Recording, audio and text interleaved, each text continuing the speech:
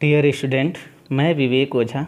मैं आप लोगों को एक बात फिर से याद दिलाना चाहता हूँ कि मैं अक्सर आपसे क्लास में कहा करता था कि सांप काटने से बहुत कम लोग डॉट डॉट डॉट होते हैं। बहुत लोग तो डर से ही डॉट डॉट डॉट हो जाते हैं। आज हम सब घर पे बैठे बैठे newspaper, news channel, social media से सिर्फ और सिर्फ मौत की आंकड़े गिन रहे हैं कि कोरोना के वजह से कितना मौत किस दिन हुआ, और मन में तरह तरह के नकारात्मक ख्यालें बैठा के रखे हैं।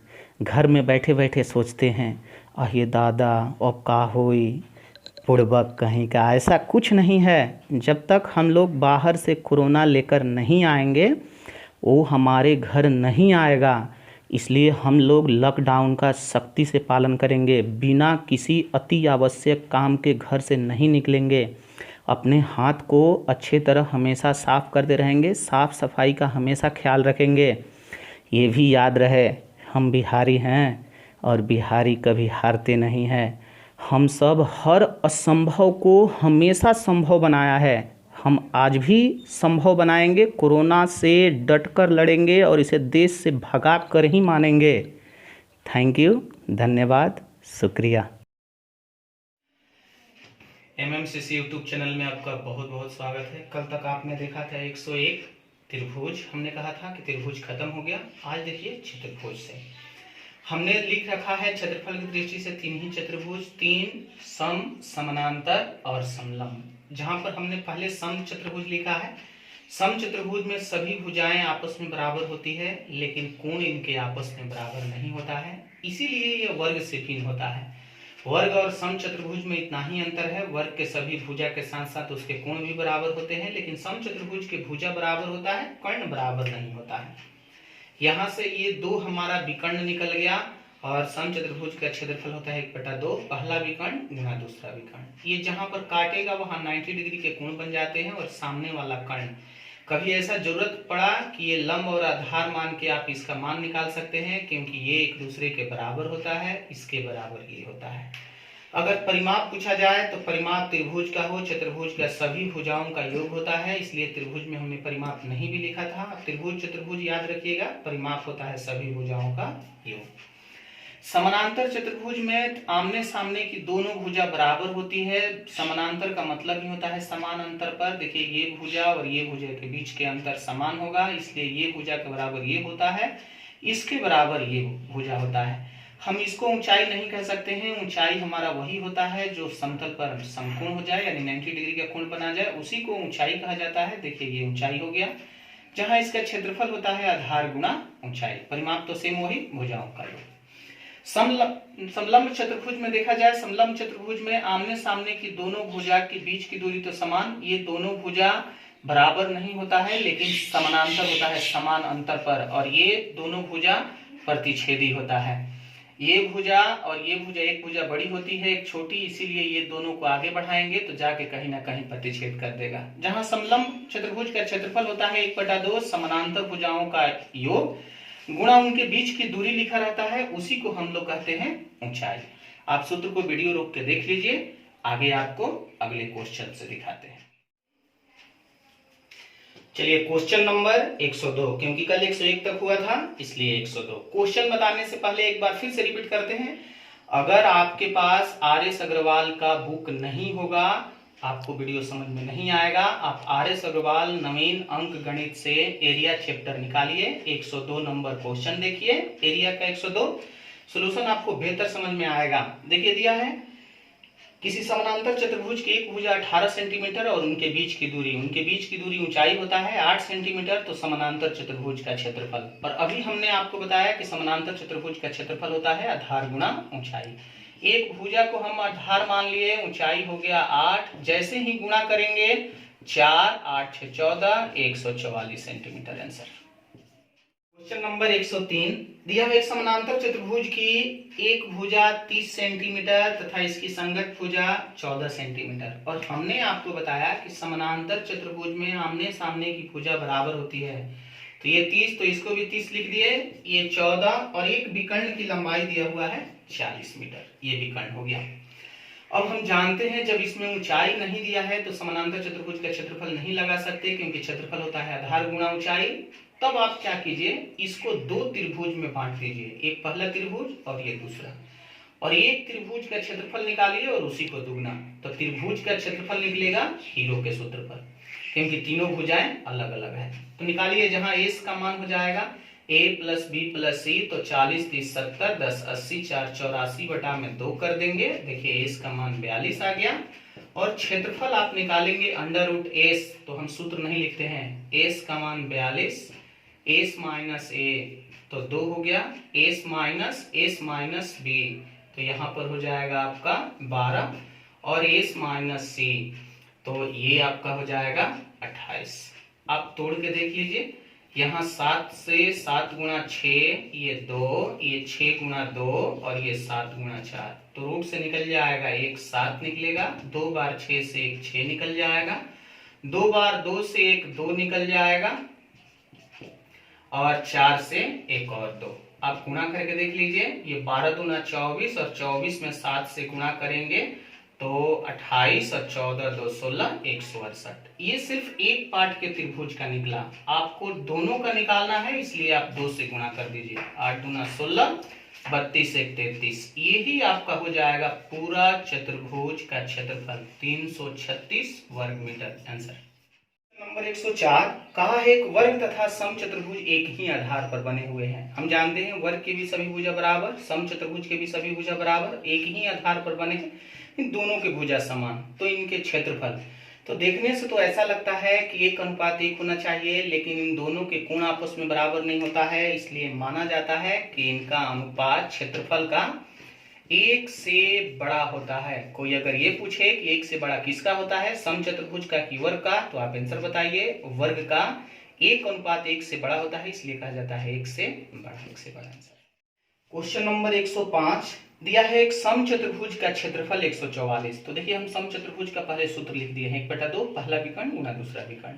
क्षेत्रफल दिया हुआ है, पहला विकर्ण भी दिया है, दूसरा विकर्ण आपसे पूछा है, बहुत आसान है, 2 से 9 बार में कटा दीजिए, 9 से 16 बार में, और दूसरा विकर्ण बराबर आ जाएगा 16। आंसर अगला देखिए क्वेश्चन नंबर 106 दिया है समचतुर्भुज के एक विकर्ण की लंबाई दूसरे विकर्ण का 80% है। दूसरा हमने 100 मान लिया, तो पहला 80 हो गया, हमने पहले से घटा दिया है 4/5।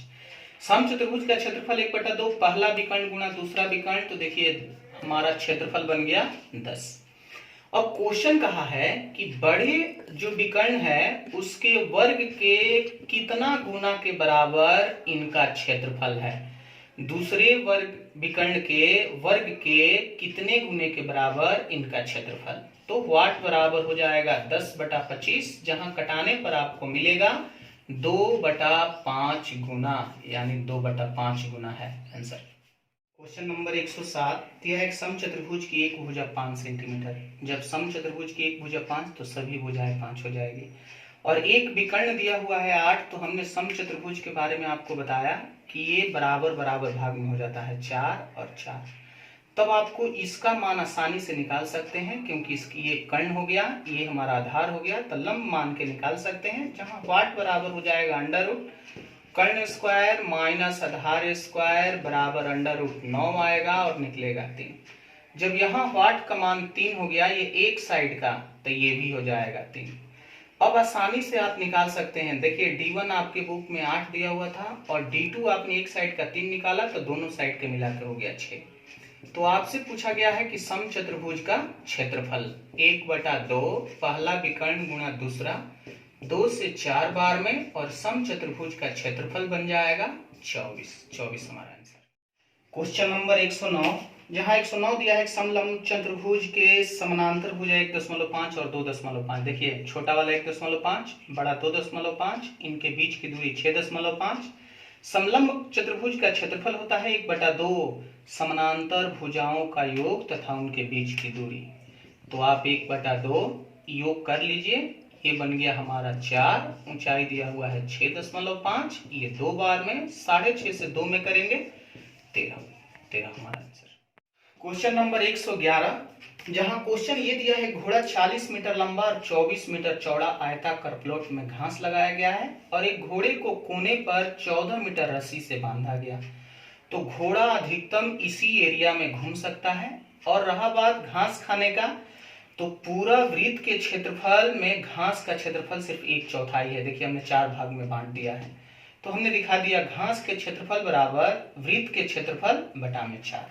अब आप मान रख लीजिए 22/7 गुणा r का स्क्वायर यानी 14 गुणा 14 बटा में 4। 7 से ये कटेगा 2 बार में, 2 से ये 2 बार में, और 2 से ये कट गया 7 बार में, और क्षेत्रफल आ जाएगा 154 मीटर स्क्वायर। देखिए क्वेश्चन नंबर 112, पहले फिगर हमने जैसे दिया हुआ है वैसे हमने बना दिया है। फिर क्वेश्चन कहा है कि त्रिभुज ABC समबाहु त्रिभुज परिवृत्त की त्रिज्या r है। ABC समबाहु त्रिभुज है और इनकी त्रिज्या r है। क्वेश्चन में यहाँ दिया हुआ है AD बराबर BD बराबर CD बराबर r।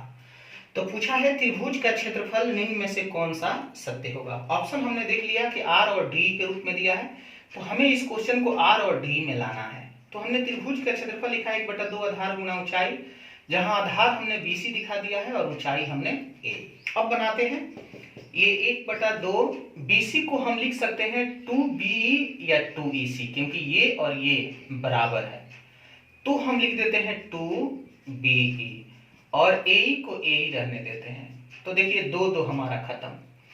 अब B के लिए हम लिख सकते हैं, चूंकि B हमारा आधार है, तो कर्ण स्क्वायर माइनस लंब स्क्वायर, कर्ण स्क्वायर माइनस लंब स्क्वायर।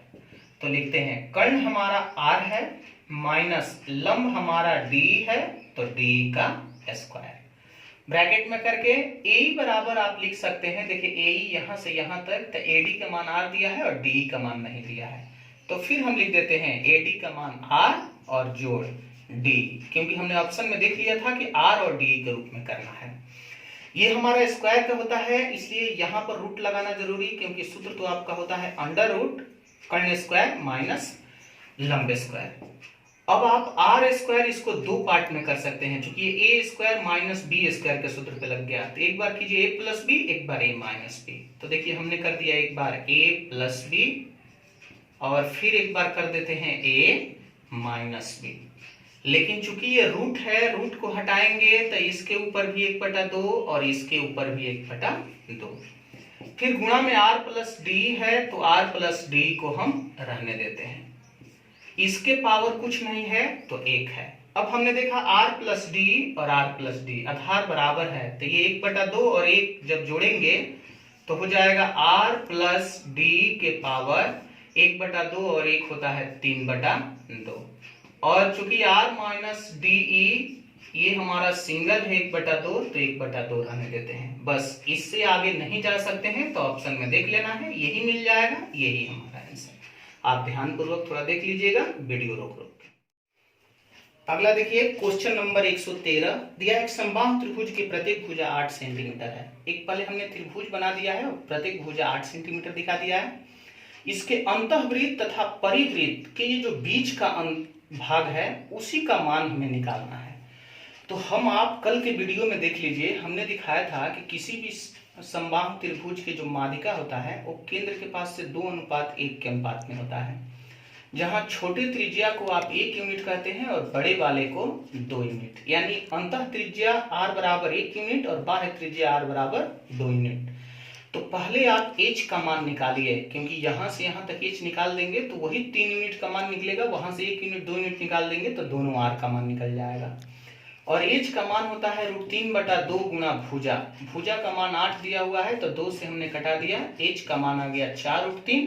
और फिर हम जानते हैं कि वही h हमारा यहां से लेकर यहां तक 2 और 1 3 यूनिट होता है, तो 1 यूनिट का मान आप निकाल सकते हैं 4√3/3। अब देखिए ये 1 यूनिट यानी ये आपका छोटा r निकल गया। जब आपको बड़ा r निकालना होगा तो 2 यूनिट का मान निकालेंगे और 2 यूनिट हो जाएगा 4 दूना 8√3/3। जब बड़ा r और छोटा r निकल गया तो आप दोनों के बीच का भाग भी निकाल सकते हैं। देखिए बीच का भाग बराबर सूत्र होगा पाई बड़ा r स्क्वायर माइनस छोटा r स्क्वायर। आप पाई को बाहर ले लीजिए तो बड़ा r स्क्वायर, बड़ा r स्क्वायर करेंगे तो देखिए ये 64 बनेगा, गुणा √3 में 3 से 3 गुणा √3 करेंगे तो 3 हो जाएगा, बटा में 3 का स्क्वायर 9 हो जाएगा, माइनस छोटा r का स्क्वायर करेंगे तो ये 16 हो जाएगा, √3 का स्क्वायर 3 बटा में 9 हो जाएगा। अब कटा दीजिएगा 3 से 3 बार में, 3 से यहाँ भी ये 3 बार में, पाई का मान रख लीजिए 22/7 और ये आपका बन जाएगा 64/3, 16/3। जैसे ही इसको हल करेंगे तो 48/3। 3 से कटा दीजिए 16 बार में, और ये 16 गुना 32 और 16 गुना 32 और 3 35, 352/7। अगर बटा में दिया है तो बटा में आंसर दे दीजिए, पूर्णांक में किया हो तो 50/2/7 हमारा आंसर हो जाएगा। क्वेश्चन नंबर 114, जहां दिया है किसी त्रिभुज के प्रत्येक शीर्ष बिंदु से उसके सम्मुख भुजा के समानांतर एक रेखा खींची जाती है। देखिए एक त्रिभुज हमने बना दिया है, इस भुजा के सामने एक समानांतर रेखा है, इस भुजा के सामने यहां समानांतर और इस भुजा के सामने इधर समानांतर। तो कहा है कि बड़े वाले त्रिभुज और छोटे वाले त्रिभुज का परिमाप, जैसे ही समानांतर अगर खींचेंगे आप कि ये बड़े वाले भुजा से छोटा वाला भुजा आधा होता है, यानी अगर इसको आप 2x मानेंगे, x और x यहां तक, तो ये भी हमारा x बनता है। अगर इधर से आप मानेंगे y और y 2y, तो ये हमारा y बनेगा। देख लीजिए यहां से ये आपका 2x, तो ये x बना, ये 2y तो y बना। वैसे ही अगर इसको हम 2z करें तो ये बन जाएगा z। अब बड़े वाले का अगर आप परिमाप निकालते हैं, देखिए बड़ा हमने पहले लिख दिया है और छोटा बाद में, तो बड़े वाले का परिमाप 2x + 2y 2z। तो यहां लिख दीजिए 2x + 2y + 2z, और छोटे वाले का लिखेंगे तो x + y + z हो जाएगा। यहां से 2 आप निकाल लेंगे तो x y z, और यहां पर सिर्फ x y z। तो देखिए x y z खत्म और इनका परिमाप बन गया 2:1। लेकिन चूंकि यहां पर परिमाप कहा है, हम आपको बताते हैं कि अधिकतर अगर क्षेत्रफल पूछता है तो आप क्या करेंगे। अगर क्षेत्रफल पूछे तो ध्यान पूर्वक देखिए, ये पूरा परिमाप हम मिटा देते हैं और क्षेत्रफल के लिए लिख के दिखाते हैं। अगर क्षेत्रफल, तो ये जितने त्रिभुज बनते हैं सबके क्षेत्रफल आपस में बराबर हो जाता है। देखिए पूरा x x x। अब अगर आप बड़े का क्षेत्रफल और छोटे का क्षेत्रफल का अनुपात निकालना है, तो बड़े वाले का क्षेत्रफल 1 2 3 4, क्योंकि बड़े वाले में चारों है तो आप 4x दिखाएंगे, छोटे वाले का x है तो x दिखा देंगे। x x हमारा खत्म और क्षेत्रफल का अनुपात आ जाता है 4:1। ध्यान में रखना है, अगर क्षेत्रफल पूछे 4:1, परिमाप पूछे 2:1। यहाँ परिमाप ही पूछा है इसलिए परिमाप आंसर देंगे। आज के क्लास में हम इतना ही रहने देते हैं, लास्ट क्वेश्चन है। अगले क्लास में हम आपको दिखाएंगे एरिया चैप्टर के सेक्शन बी। धन्यवाद।